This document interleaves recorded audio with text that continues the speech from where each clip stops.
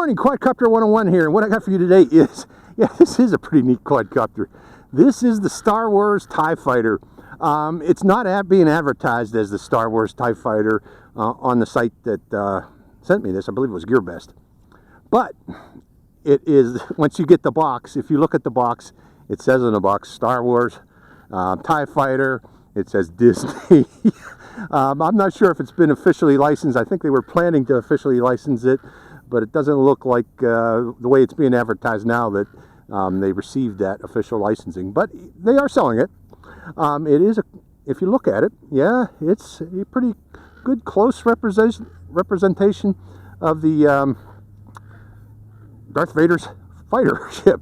If you look at it, it's pretty dang cool. It's got 4 propellers here, obviously, to operate it and fly it.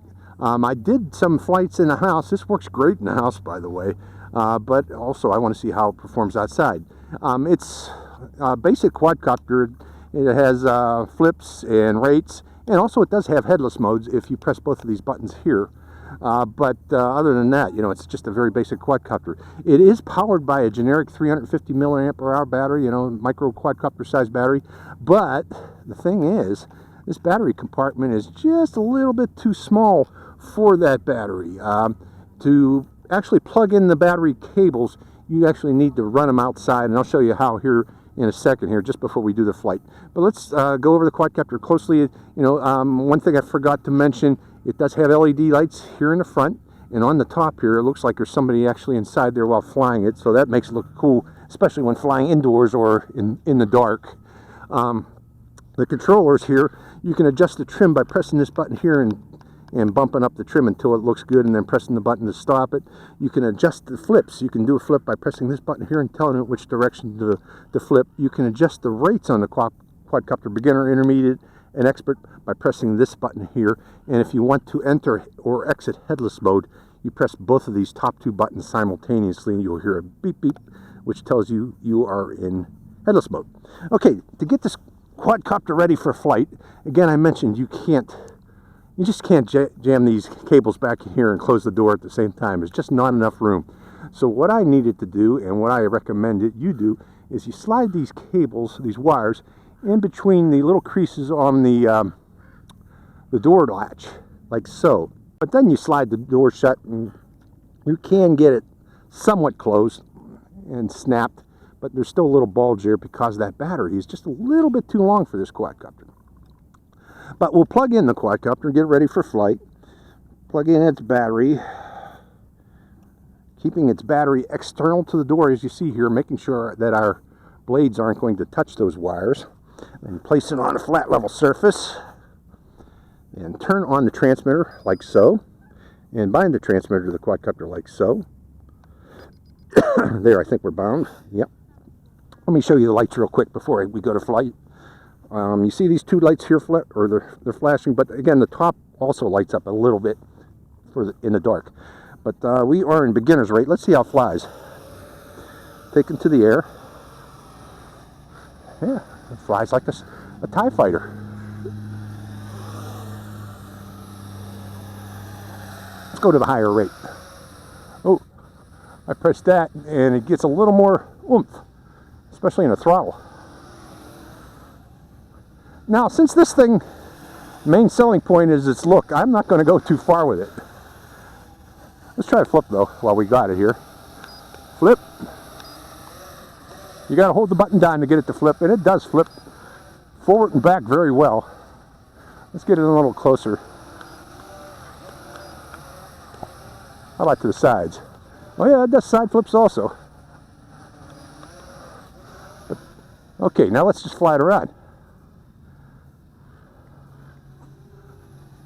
Okay, let's go to expert rate.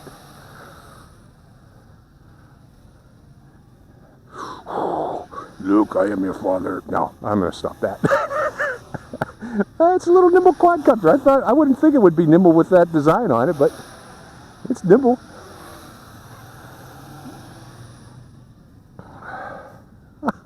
Pretty neat. Go after it. Go get it. I'll leave the birds alone today. But yeah, very stable. Here, let's go back to beginner's rate. Make it easier to fly. You have to give it a little more throttle at beginner's rate, but it's stable, I'll give you that. A little bit of a wind coming from that direction there.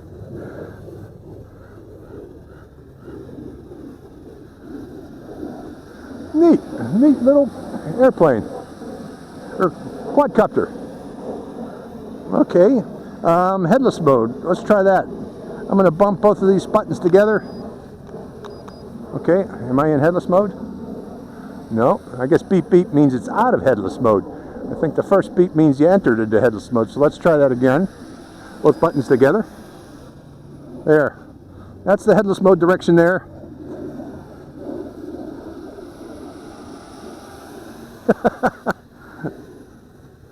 So yeah, it flies in headless mode too, to the right. That'll make it easier for you to fly it if you're a beginner. Back, left, right, forward is always in that direction there. Okay, coming out of headless mode. Going back to beginner, or we're still in beginner's rate. Let's go to intermediate. Again, the throttle picks up once you enter into intermediate. Intermediate seems to be about the most maneuverable of the flight modes for this. Let me bring it in close. Darth Vader's ship. Yeah, if you guys would see the box that this comes in. It looks like they were getting ready for Christmas with it, you know, to be sell for Christmas. The box is very big, so I got a feeling that the shipping price on this is not going to be free. I didn't look, but the shipping price might be significant because of the box that I've seen that this comes with. And it would make a great Christmas present, especially, you know, with that box. With Star Wars logos and Disney too. But yeah, it's a good flyer. I'm not going far with it. I'm not going to test its range, but I will test one thing. Let's see what happens when we turn off the transmitter. I forgot to do that. Let me bring it upwind a bit, and right there, and 1001, 1002, 1003. It lands itself, so no flyaway issues there. So going back into the air. Turn the transmitter on again, and we're good to go. We're still flying. Well, yeah, I want to go to intermediate.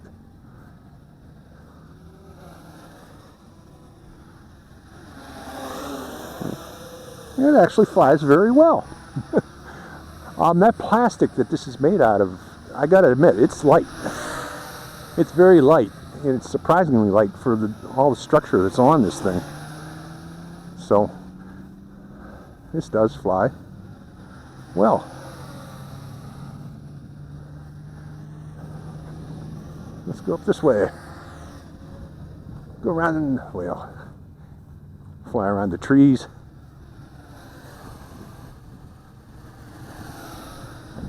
I'm gonna fly until the batteries go.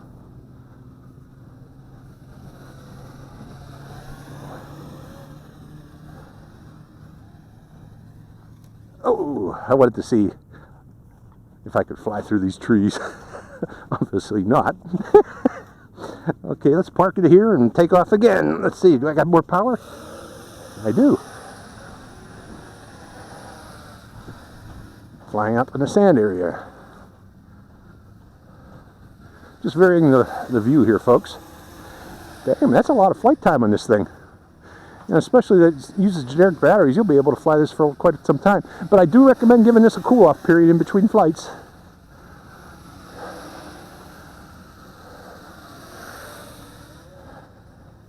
So you don't burn out your motors. A lot of new folks make the mistake of, they buy extra batteries and they do back-to-back-to-back flights.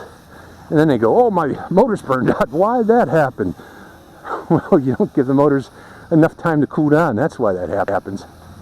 So if you get a quadcopter and you get spare batteries, you need at least 15, or about 15 minutes of cool down period between flight to prevent motor burnouts. Don't do back-to-back flights, folks. That will burn out just about any brushed motor quadcopter if you do such.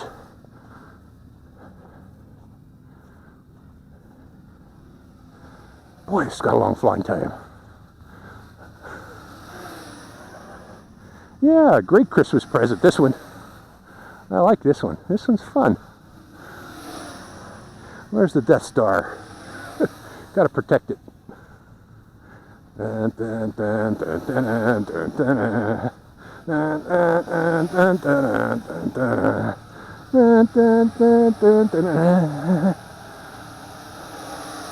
Cool, huh? Cool. Any more power for a flip?